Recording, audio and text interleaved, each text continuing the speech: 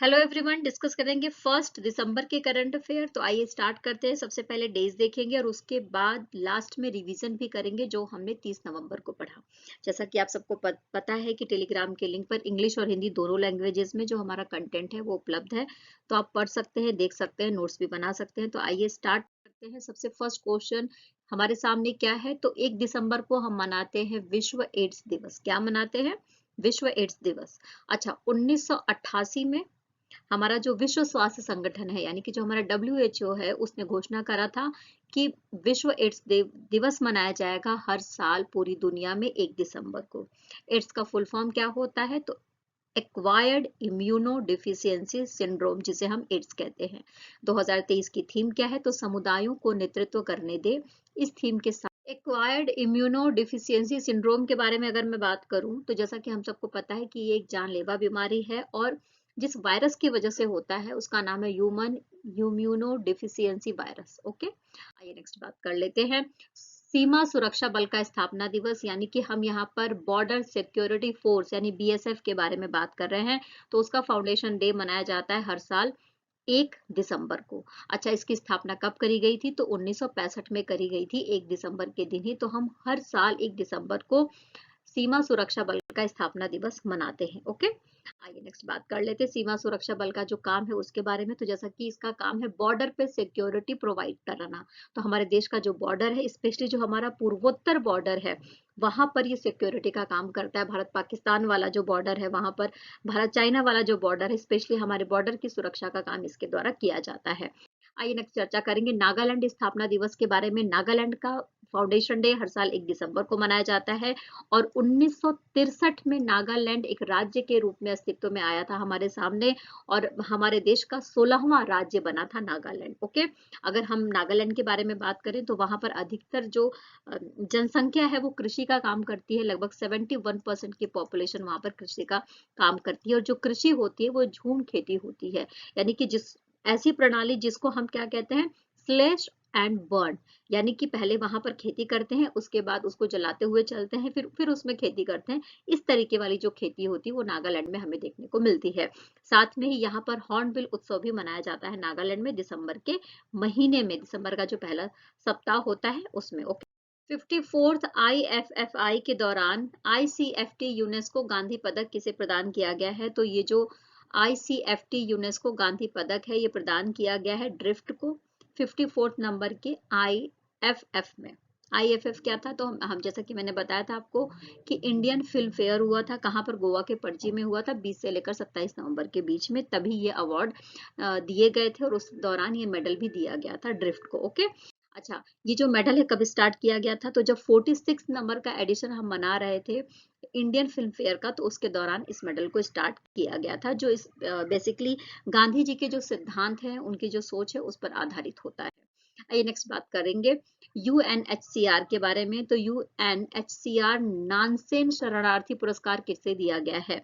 तो जो ये UNHCR नानसेन शरणार्थी पुरस्कार है ये दिया गया है अब्दुल्लाही मायर को। अच्छा, ये क्यों दिया जाता है? तो स्पेशली इन्होंने जो काम किया शरणार्थियों के लिए, उनके बच्चों को शिक्षित करने के लिए, इन्होंने लगभग 1 लाख से अधिक किताबें बच्चों तक पहुंचाई हैं। तो इनके इस वेलफेयर वाले काम को देखते हुए, बच्चों की शिक्षा को बढ़ोतरी देने वाले काम को देखते हुए अवार्ड इन्हें प्रदान किया गया है। और इसके साथ साथ में क्षेत्रीय स्तर पर भी अवार्ड प्रदान किया गया है।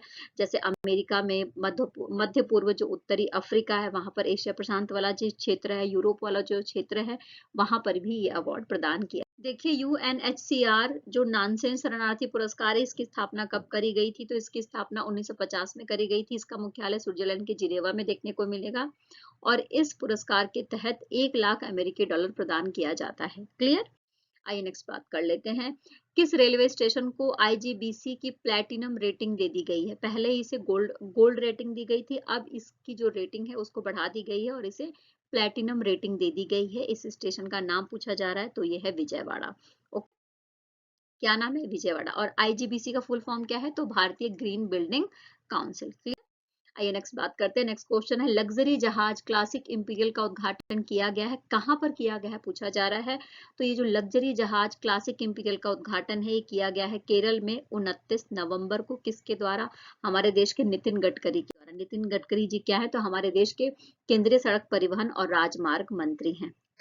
आइए नेक्स्ट चर्चा करेंगे। क्वेश्चन नंबर 5 है हमारे सामने, समलैंगिक विवाह का पंजीकरण करने वाला पहला दक्षिण एशियाई देश बन गया है, उसका नाम यहाँ पर पूछा जा रहा है। तो यहाँ की जो सुप्रीम कोर्ट है उसने लीगल कर दिया है समलैंगिक विवाह को, और उसका रजिस्ट्रेशन भी वहां पर कर दिया गया पहला, और उस देश का नाम यहाँ पर पूछा जा रहा है। तो हमारा जो साउथ एशिया वाला पार्ट है जिसका देश है नेपाल, वहां पर इसको लीगल कर दिया गया है वहां के सुप्रीम कोर्ट के द्वारा। ओके, आइए नेक्स्ट चर्चा करेंगे। केंद्र सरकार ने मुफ्त राशन की योजना कब तक के लिए आगे बढ़ा दी है? तो अभी हमने कुछ दिन पहले ही ये देखा था कि जो मुफ्त राशन की योजना है, स्पेशली जो गरीब कल्याण योजना है जिसके तहत मुफ्त राशन बांटा जाता है, इसको 2024 में दोबारा से बढ़ाया गया है, और 2024 से बढ़ाकर इसको 2028 कर दिया गया है।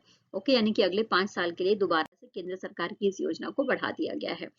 नेक्स्ट बात करेंगे, संथा कवि भीमा भोई और महिमा पंत की विरासत पर 2 दिवसीय अंतर्राष्ट्रीय संगोष्ठी हुई है, किस स्थान पर आयोजन किया गया है यहाँ पर पूछा जा रहा है। तो संथा कवि भीमा भोई और महिमा पंत की विरासत पर 2 दिवसीय अंतर्राष्ट्रीय संगोष्ठी हुई है भुवनेश्वर में।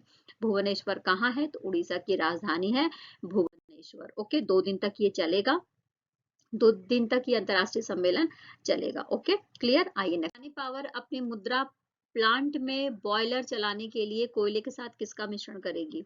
तो मुद्रा प्लांट में बॉयलर चलाने के लिए कोयले के साथ जिसका मिश्रण किया जाएगा वो है ग्रीन अमोनिया। ओके, यानी कि 330 मेगावाट अगर बॉयलर बनाना है तो उसमें 20% अमोनिया का प्रयोग किया जाएगा। नेक्स्ट बात करेंगे हरित अमोनिया का। ग्रीन अमोनिया यानी हरित अमोनिया का प्रयोग किया जाएगा, इस बात का ध्यान रखेंगे।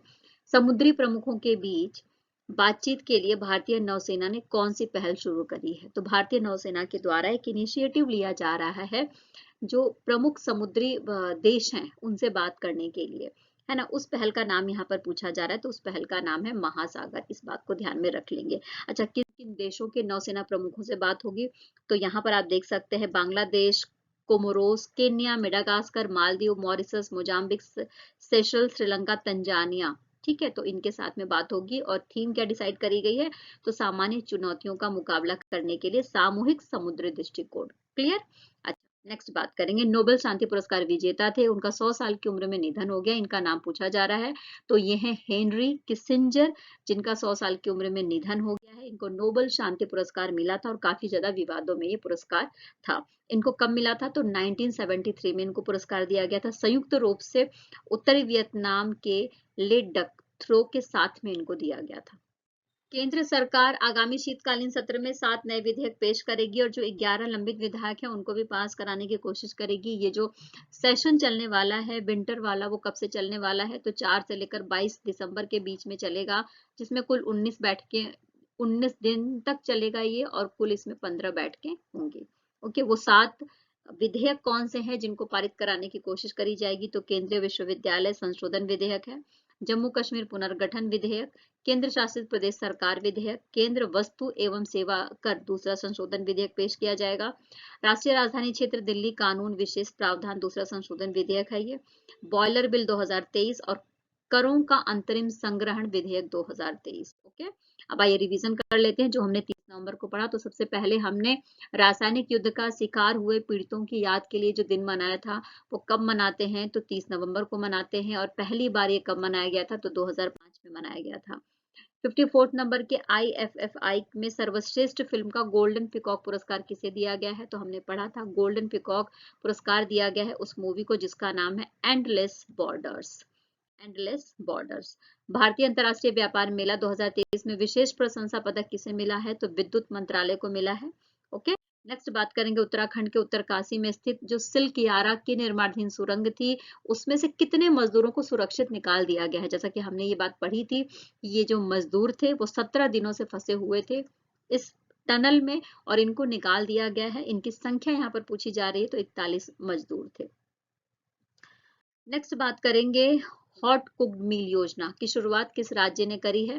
तो देखो, हॉट कुक्ड मील योजना उत्तर प्रदेश की योजना थी जिसको बंद कर दिया गया था, दोबारा इसे स्टार्ट किया गया वहां के मुख्यमंत्री योगी आदित्यनाथ जी के द्वारा कहाँ कहाँ से, तो अयोध्या से स्टार्ट किया गया है। और ये स्पेशली 3 साल से लेकर 6 साल तक की उम्र के बच्चों के लिए ये योजना है। मिड डे मील की ही एक योजना है, जिसमें पहले बच्चों को जो आंगनबाड़ी थे उसमें राशन मिलता था सूखा, लेकिन अब इसमें खाना पका कर दिया जाएगा। क्लियर। आइए नेक्स्ट चर्चा करते हैं। भारत की सबसे बड़ी सर्कुलर रेलवे का निर्माण किस स्थान पर किया जाता है? तो भारत का सबसे बड़ा सर्कुलर रेलवे है जिसका निर्माण किया जा रहा है बेंगलुरु में। ओके, भारत और अमेरिका के द्वारा संयुक्त रूप से किस उपग्रह को लॉन्च किया जाएगा? तो उपग्रह लॉन्च किया जाएगा भारत और अमेरिका के बीच में। इसका नाम पूछा जा रहा है, तो यह है निसार उपग्रह। ओके। ग्राम पंचायत बैंकिंग के लिए एएमए बैंक का अनावरण किस राज्य में किया गया? तो स्क्रीन पर जिसे आप देख रहे हैं ये कौन है? तो ये उड़ीसा के मुख्यमंत्री नवीन पटनायक जी हैं और इनके द्वारा स्टार्ट किया गया है ग्राम पंचायतों की बैंकिंग को सुरक्षित करने के लिए एएम बैंक। ओके।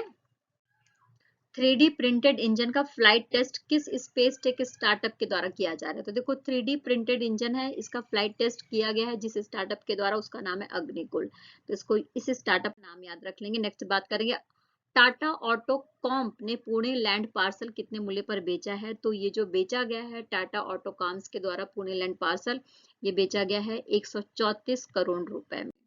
नेक्स्ट चर्चा करेंगे, भारत बायोटेक ने किस विश्वविद्यालय से टीका अनुसंधान सहयोग हेतु समझौता किया है?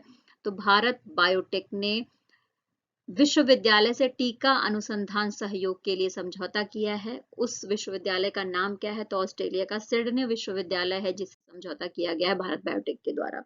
तो इस सेशन में इतना ही। आई होप कि सारे क्वेश्चन आपने बहुत अच्छे से समझ लिए होंगे। तो मेरे साथ बने रहिए, लाइक करते रहिए, शेयर करते रहिए और सब्सक्राइब कर लीजिए अगर आप नए हैं तो। और आपके प्यार के लिए, आपके भरोसे के लिए बहुत बहुत धन्यवाद।